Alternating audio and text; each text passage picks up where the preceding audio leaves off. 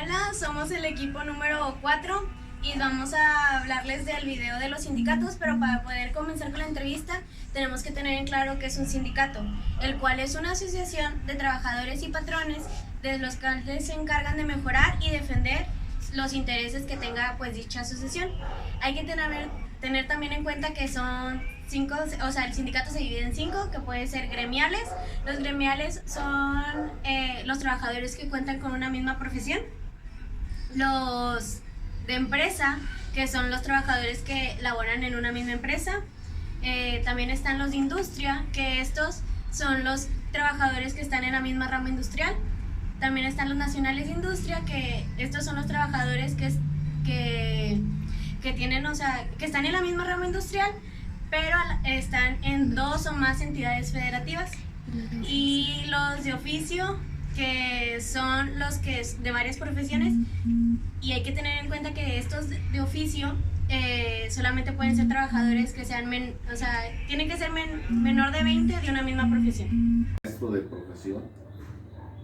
Okay. ¿Y a qué sindicato era del que era líder?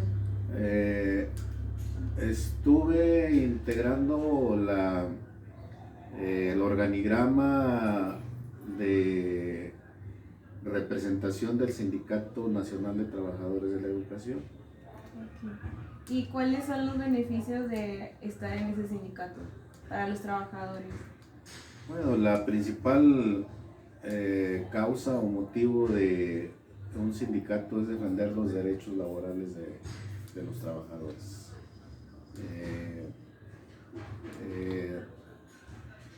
Representándolo ante la autoridad oficial, en este caso la SEP, para que no dañen en algún momento sus derechos y hacer que se respeten propiamente sus derechos laborales. Okay. ¿Y cuál era la finalidad de armar, en este caso, ese sindicato? Pues desde la formación de cualquier sindicato, el objetivo es representar y defender los derechos de cada uno de los trabajadores que estén agremiados al propio sindicato que está representando. ¿Por qué surgen los sindicatos? Bueno, pues porque cuando el patrón o los patrones en la época antes de la revolución, pues ellos ordenaban y decían qué hacer y qué no hacer, cuánto les pagaban, cuánto no les pagaban. Entonces, pues había que ver primeramente por el salario, después por las prestaciones sociales como servicio médico, como una vivienda. Entonces, todos esos derechos que como humanos los debemos de tener, no los facilitaban los patrones. Entonces, a raíz de esa falta de cubrir necesidades de los trabajadores, fue que muchos, valga la redundancia, muchos trabajadores de algunas empresas se organizaron, se quejaron y en esa organización pues surgen los grupos que ante la autoridad gubernamental pues solicitan que se les tome en cuenta y que los reconozcan como una organización sindical. A nivel internacional, el representante clásico de esto son los mártires de Chicago. Aquí en México son los mártires de Río Blanco, que eran mineros. Bueno, ¿y cuáles eran las responsabilidades que usted tenía como líder del sindicato? Bueno, de mi responsabilidad prácticamente en forma general pues es la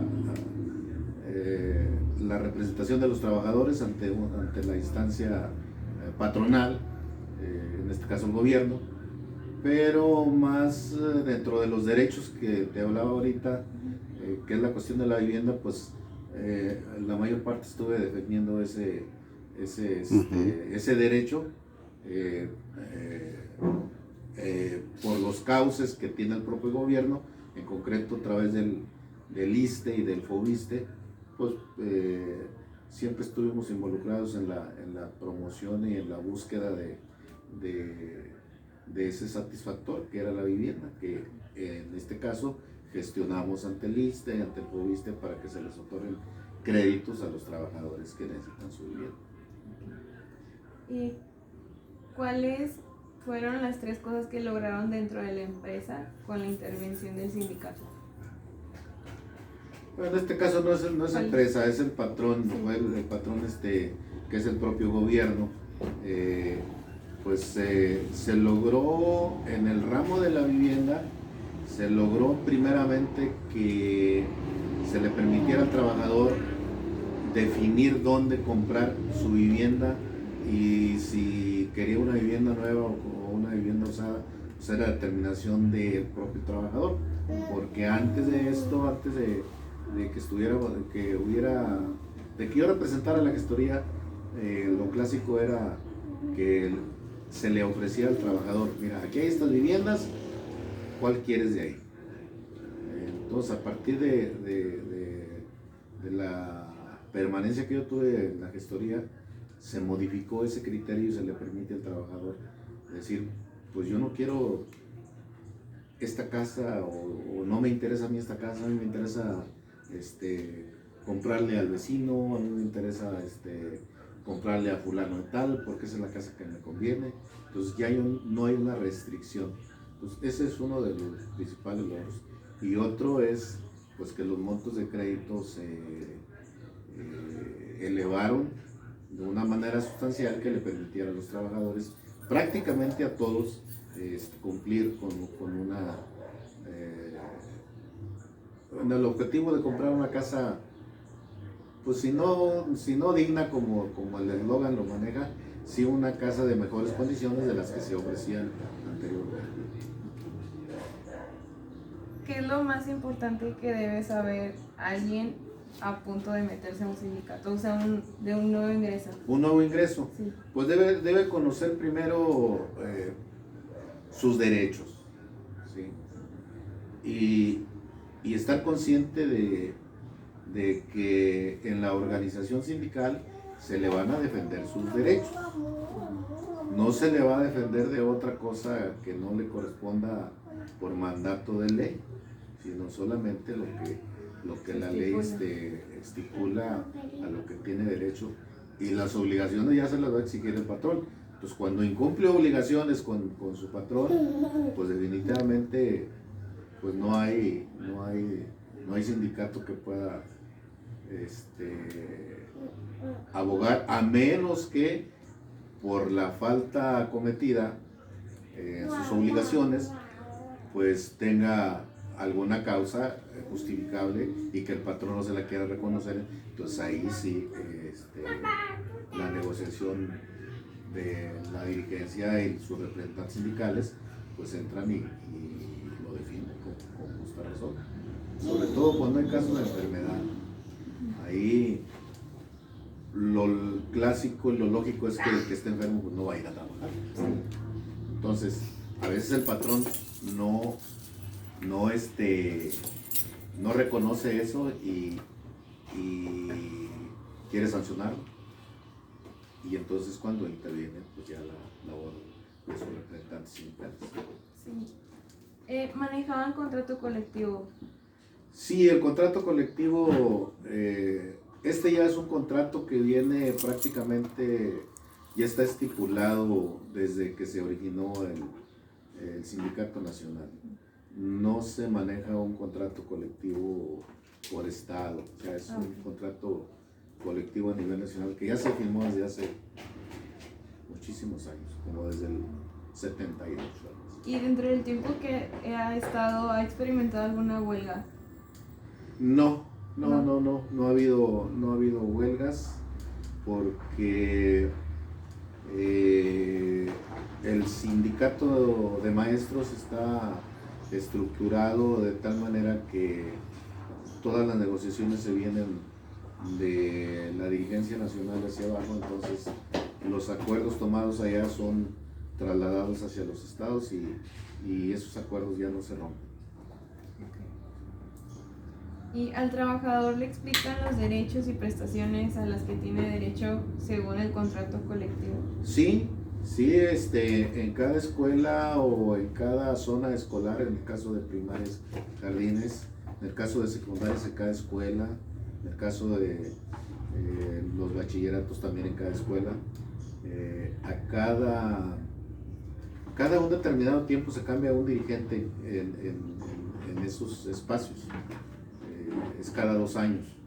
Entonces, a cada uno de los representantes que van nombrando cada de esos 2 años se le pone, como quien dice, a estudiar los estatutos del propio sindicato y se le notifica y se le indica qué es lo que debe de comunicarle a sus agremiados sobre los derechos y las obligaciones que tienen. Creo que sería todo. Okay.